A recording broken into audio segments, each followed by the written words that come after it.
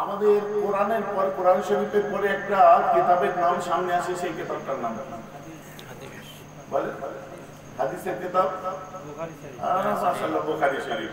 এই বুখারী শরীফের অরিজিনাল নাম কিন্তু বুখারী শরীফ নয়। উজবেকিস্তানের বোখারা শহরে জন্ম নিয়েছিলেন মুহাম্মদ বলে একজন ব্যক্তি। তিনি লিখেছিলেন একটা কিতাব, সেই কিতাবটার নাম হলো আল জামিউল মুসনাদুস সাইয়্যুল মুখতাসার মিন উমুরি রাসূলুল্লাহ সাল্লাল্লাহু তাআলা আলাইহি ওয়াসাল্লাম ওয়া সুনানিহি ওয়া আইয়াবিহি। এই মুহাম্মাদের ডাক নাম হচ্ছে ইমাম বুখারী, আর এই এত লম্বা কিতাবটার ডাক নাম হচ্ছে বুখারী শরীফ। কেন ইমাম বুখারী বলা হয়? তার বোখারায় জন্ম হয়েছিল। কেন বুখারী শরীফ বলা হয়? বোখারার মানুষ লিখেছিলেন তাই, কিন্তু ওর আলাদা একটা নাম আছে। ফুরফুরা শরীফ বলা হয় কারণ যে প্রচার করেছিলেন তার জন্মটা ফুরফুরায় হয়েছিল, তার জন্য এই সিলসিলাটার নাম ফুরফুরা শরীফ হয়ে গেছে। কিন্তু এর বাড়বাড়ন্ত কোথায়? আপনার সঙ্গে সম্পর্ক হচ্ছে মেহরাবের, আপনার সঙ্গে সম্পর্ক মেহরাবের সঙ্গে সম্পর্ক তার আব্বা নুরউদ্দিন সিদ্দিকী, তার সঙ্গে সম্পর্ক মুফতি আজম আবু জাফর সিদ্দিকী, তার সঙ্গে সম্পর্ক মুজাদ্দিদে জামান দাদা হুজুরের, তার সঙ্গে সম্পর্ক শাহ সুফি ফাতেহ আলী বাইসি, তার সঙ্গে সম্পর্ক হচ্ছে হযরত নূর মোহাম্মদ মিরেশ্বরী, তার সঙ্গে সম্পর্ক হচ্ছে সৈয়দ আহমদ বিন নবী তাকাবা মুসলসল। একটু কাটছাট করে বলি এদের সম্পর্ক যাচ্ছে হযরত মাসুম রাব্বানির সঙ্গে, তার সঙ্গে সম্পর্ক তার আব্বা হযরত মুজাদ্দিদ আল-কিসানি সালিমে শুয়ে আছে। কোথায় যাচ্ছে বুঝতে পারছেন? ফুরফুরা যে কোথায় ঠেকছে আরো দেখো। সোজা চলে যান আব্দুল্লাহ মুহাদ্দিস দেলভি, শাবিল্লাহ মুহাদ্দিস দেলভি, তাকাবা মুসলসল হযরত নাসিরউদ্দিন চিরাজ দিল্লি, তার সঙ্গে সম্পর্ক নিজামউদ্দিন আউলিয়া সমসাময়ী হযরত খাজা কুতুবউদ্দিন বখতিয়ার কাকি, তার সঙ্গে সম্পর্ক হচ্ছে হযরত গরিব নওয়াজ মঈনুদ্দিন চিশতি, তার সঙ্গে সম্পর্ক হযরত উসমান হারুনি। আবার কাটছাট করে আরেকটা দিক দিয়ে চলে যান ইব্রাহিম আদম বিন নুরি থেকে বাহাউদ্দিন নকশবন্দি হয়ে খাজা বাকামিল্লাহ দিল্লিতে শুয়ে আছেন।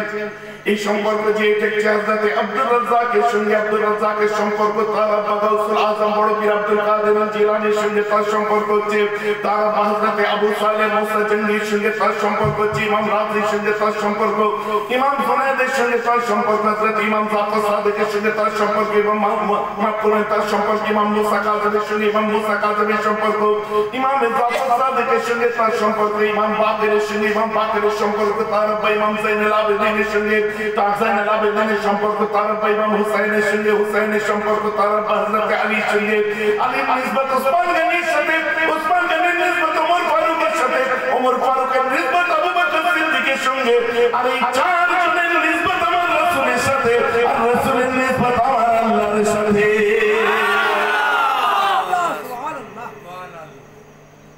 কোথা থেকে কোথায় গিয়ে ঠেকছে বুঝতে পারছো? অতএব আজকে সারা পৃথিবী জুড়ে একটাই জিনিস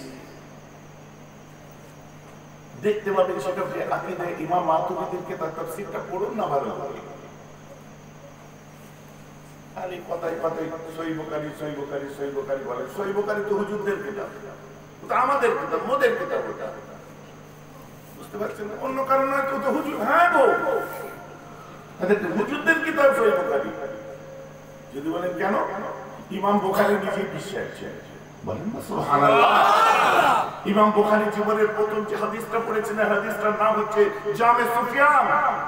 এই সুফিয়ান সাউরি ছিলেন হযরত ইমাম আযম আবু হানিফার মনোমুগ্ধ একজন মানুষ, যদি বলেন সুবহানাল্লাহ। ইমাম বুখারী জীবনের প্রথম যে হাদিস যিনি পড়িয়েছিলেন নাম হলো আবু হাফস কবির। আবু হাফস কবিরের উস্তাদের নাম ইমাম মুহাম্মদ, ইমাম মুহাম্মদের উস্তাদের নাম ইমাম আযম আবু হানিফা। ইমাম বুখারীর আরো একজন উস্তাদ যার নাম হচ্ছে আব্দুর রহমান আল বুখরী, ইনার উস্তাদ হচ্ছে ইমাম ইউসুফ, তার উস্তাদ হচ্ছে হযরত ইমাম আযম আবু হানিফা। ইমাম বুখারীর আরো একজন উস্তাদ বলকে শেখ ছিলেন মক্কি ইবনে ইব্রাহিম, তার উস্তাদ ইমাম মুহাম্মদ ইবনে ইউসুফ, আর এদের উস্তাদ হচ্ছে ইমাম আযম আবু হানিফা। ইমাম বুখারীর যে উস্তাদ বড় উস্তাদ ছিলেন ইসহাক রাহওয়াবি। এই ইসহাক রাহওয়াবি একসময় বললেন, এই আমার মনের বড় ইচ্ছা যে কেউ যদি একটা মুখতাসার আকারে সহিহ হাদিসের কিতাব দিত, আমার খুব ভালো লাগতো। তখন উনি ইমাম বুখারী বলছে, আমার উস্তাদের কথাটা আমার দিলের মধ্যে গেঁথে গেল। নাহনু নাকতুবু আল জামিউল মুসনাদুস সাহিহুল মুখতাসার, আমার উস্তাদের কথা শুনে আমি বুখারী শরীফটা লিখে ফেললাম। ইসহাক রাহওয়াবির উস্তাদ হচ্ছে ইমাম ইউসুফ, ইমাম ইউসুফের উস্তাদ ইমাম আযম আবু হানিফা। অতএব ইমাম বুখারী যে বুখারী লিখেছে, আর বুখারী যে তিনি হয়েছে পেয়েছেন ইমাম বুখারীর যে প্রসার বা তার ছোট থেকে বড় পর্যন্ত শিক্ষা টোটালটা ইমাম আজম আবু হানিফা হানাফি আলেমদের কাছ থেকে চলে বলেন সুবহানাল্লাহ। তো মোদের কিতাব তোমরা কেন পটপট করো? এসব আজ আপনাদের কেউ শোনায় না, কাজে চর্চা করতে হয় ভেতরে, দিনটা বড় হয়ে যায় এগুলো শুনলে। শোনেন, আমার আল্লাহ কোরআন পাকের মধ্যে বলছেন মাইয়াহদিহিল্লাহু ফাহুয়াল মুহতাদি, আল্লাহ যাদেরকে হেদায়েত দিয়ে ইচ্ছা প্রকাশ করেন তারা হেদায়েত প্রাপ্ত। ওমাইয়ুদিল, আর আল্লাহ যাদেরকে গুমরাহ করবে মনে করে, হেদায়েত দেব না মনে করে, হোয়াটএভার হি ওয়াজ নামাজি, I don't care about that, ও নামাজ পড়তে পারে, রোজা রাখতে পারে, হজ করতে পারে, আল্লাহ ঠিক করেছে যে আমি ওকে হেদায়েত দেব না। ঠিক করেছে আল্লাহ। কোরআন বলছে ওমাইয়ুদিল, যাকে গোমরাহ করব মনে করি, ফালান তাজিদা, ও কখনো খুঁজে পাবে না, ওর চোখের সামনে থাকলেও খুঁজে পাবে না। কি ওলিয়া মুর্শিদা, হযরতে মায়না ফয়জাবাদী কেউ খুঁজে পাবে না, দাদা হুজুর খুঁজে পাবে না, পাঁচ হুজুর খুঁজে পাবে না। কারণ আমি আল্লাহ ঠিক করি চোখে হেদায়েত দেবো না। নামাজ রোজা করতে পারে সব, কিন্তু আমি আল্লাহ বলছি ওকে গোমরাহ করে করবো, তাই ও কোনোদিন ওলি বা মুর্শিদ খুঁজে পাবে না। অতএব হেদায়েত তাদের যাদের যাদের কপালে মুর্শিদ আছে, আল্লাহ তাদের জন্য হেদায়েত রেখেছে। আমি কোট আর কোট মানে করে দিয়েছি কোরআনে। এমনি সারা পৃথিবী পাগল হয়ে যায়, এমনি মানুষগুলো চটের উপরে বসে আছে, এমনি নয়। বিয়ে বাড়িতে যে বসতে দিলে বসবে এরকম করে, আর ওই প্যাকেজ করে বা পাতায় করে খাবার দিয়ে দিলে তা আবার লাগবো কোথায় যত আমি তো আগে গাড়ি ঘুরে পাঠাবো না, সত্যি যখন তলায় বসে খাওয়া হতো হতো, এখন আর হয় না। আপনারা নিজেদের বাড়িতে বিয়েতে, শাদীতে, মওতাতে বড় বড় বিরিয়ানি করে এর থেকে বড় বড় মজলিস আপনারা এক একজন খাইয়ে দেন, 2-4,000 5,000 মানুষ, আর সেই মানুষগুলো এই চটের উপর বসে সুবহানাল্লাহ বলছে। বোকা নাকি এরা? এদিকে ব্যথা হয়ে যাচ্ছে, ঘুরে ফিরে এদিকে বসছে, ফিরে এদিকে অবশ হয়ে যাচ্ছে, এদিকে বসছে, বোকা এরা? কথা বুঝতে পারছি না। বেশ টাওয়ার পাই নিয়ে দিয়ে না ভিক্ষা করছে, কি লোকাল চালের ভাত বিরিয়ানি ভিক্ষা করছে, আর ও নিজে 1 নম্বর বিরিয়ানি খাওয়াই না। কেন? জয় রাসূল, আপনার ওসিলায় আমাদের সব, আপনার কদম, আপনার জুতো, আপনার নানায় শরীফের ওসিলায় আমাদের সব। সুবহানাল্লাহ। আপনার কথা শুনতে আমাদের চট কেন, ধুলোই বসতেও লজ্জা লাগে না, ভিক্ষা করে তাবারক দিতেও আমাদের কোনো লজ্জা শরম লাগে না। আপনার জন্য আমরা ভিখারি সাজতেও রাজি, আর ধুলোই বসতেও রাজি। বলুন ফ্যাক্ট একদম একে একে 2 মিলিয়নের কথাটা তাই, কথাটা একদম তাই। এখন মুসলমান একটু ভিতরে ঢোকা যায়, অসুবিধা হবে না? একটু ভিতরে। আল্লাহ তাআলা বলছেন কোরআন পাক, কোরআন বিসমিল্লাহির রহমানির রহিম, সুম্মা খালাকনান নুতফাতা আলাকাতান ফাখালাকনাল আলাকাতা মুদগাতান ফাখালাকনাল মুদগাতা ইযামান ফাকাসাইনাল ইযামা লাহমা। আল্লাহ আমাদের সৃষ্টি করেছেন, হাড্ডি দিয়েছেন, গোশত দিয়েছেন, তারপরে ভেতরে সব মাল মেটেরিয়াল দিয়েছেন, সব দিয়েছেন। এটা হলো আমাদের জিসম।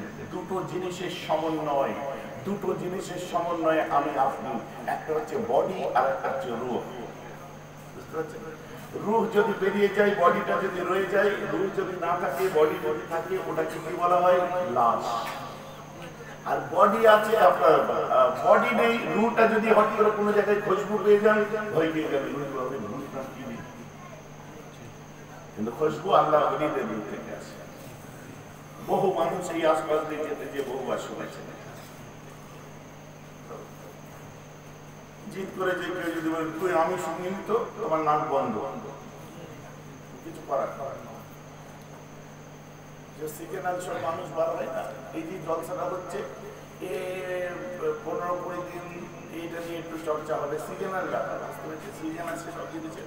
এই শোয়ে বেরাত গেল, এই শোয়ে বেরাতের সময় দিন থেকে বার হবে, টুক করে মুখটা বেরিয়ে 2-4টে ফতোয়াবাজি করবে, এই আপনার সোশ্যাল মিডিয়ায় মুখপাত করবে, ওর ফের গায়ে ফের নবী দিবস আসবে, ফের একটু চর্চা মুখপাত করবে। এই তো পয়সা আছে, মাল আছে, তোমরা বুঝতে পারো না। এসব বুঝতে হবে। এই জন্য মাল পাওয়া যায়, বিশাল মাল পাওয়া যায়। আর ছোটখাটো মাল নয়, বড় আকারের মাল। একবার যদি তাদের লিস্টের মধ্যে নামটা ঢুকিয়ে দিতে পারো যে অমুক জায়গায় একটা জিনিস তৈরি হচ্ছে, ওখানে শিল্প হচ্ছে, ওখানে মাদ্রাসা নেই, ওখানে এই নেই ওই নেই, মানুষ নোংরা, সব একবার যদি নামটা লিখে দিতে পারো আর একটা ছোট্ট ঝুঁকির ফটো যদি পাঠাতে পারো, তো তোমার থেকে বড় লোক আর কেউ নেই। আমার কাছে ছোট ছোট সব কথা বলার জন্য কত দুশ্মন আমার জানো, থরি না বড় বড় ওলিদের গোলাম আমরা, যারা আল্লাহ চিনিয়েছেন, যারা রাসূল চিনিয়েছেন। আর এরা কারা ছিলেন? আমার রাসূল এদের জন্য বলছেন, কুনতু সামা'আল্লাযী ইয়াসমা'ু বিহি, কুনতু সামা'আল্লাযী ইয়াসমা'ু বিহি ওয়া বাসারাহুল্লাযী ইউবসিরু বিহি ওয়া ইয়াদাহুল্লাতী ইয়াবতিশু বিহা ওয়া লিসানুহুল্লাযী ইয়াতাকাল্লামু বিহি। কত নম্বর হাদিস আছে একটু বলুন তো? পড় করে মোবাইল বের করে বলবে কত নম্বর হাদিস বলুন তো? ক নম্বর তুই ক নম্বর পর্যন্ত জানিস? আমার কাছে আগে পরীক্ষা দে। কথা বুঝতে পারছেন না? তুই কত নম্বর পর্যন্ত জানিস? আমার কাছে পরীক্ষা দে। মোবাইলে কত নম্বর হাদিস আছে? কারা তর্ক করছে? পাঠালো সোনার কাজ করতে বাইরে, হঠাৎ বলছে মোট সাহেব হয়ে গেছে। তর্ক করছে, রাগ করলে হবে না। ওরে পাগল, আমার হুগলি জেলা, সারা পৃথিবীর যেখানে সোনার কাজ আছে, যেখানে সোনা আছে, সে লন্ডনে দেখুন ডায়মন্ড ব্যবসায়ী আমার হুগলির লোক, সিঙ্গাপুর দেখুন, দুবাই দেখুন, সৌদি দেখুন, যেখানেই দেখুন হুগলির লোক। আরে তোমার কারিগরির হাত, তোমার হাতের একটা মূল্য আছে। হুগলির ইদানিং মেদিনীপুর ঢুকেছে। কথা বুঝতে পারছে না? কিন্তু আমার হুগলিতে তিনটে জিনিস বিখ্যাত। তিনটে জিনিসের সঙ্গে দুটোর মিল আছে আর একটা উল্টো। উল্টোটা হচ্ছে আলু, বুঝতে পারছেন? আর দুটোর মিল আছে কি? আলু, সোনা, দাদা ওজা। বুঝতে পারেন? আলু একটু ভিন্ন, সোনার কাজ আর আমাদের কাজ এক। আর হুগলির মেন পয়সাটা হচ্ছে ফুকপাড়া। কি ফুকপাড়া? আপনারা বলবেন ফুকপাড়ার পয়সা আপনাদের আমাদের করতে গিয়ে গণিতের কারিগর নেই? হ্যাঁ,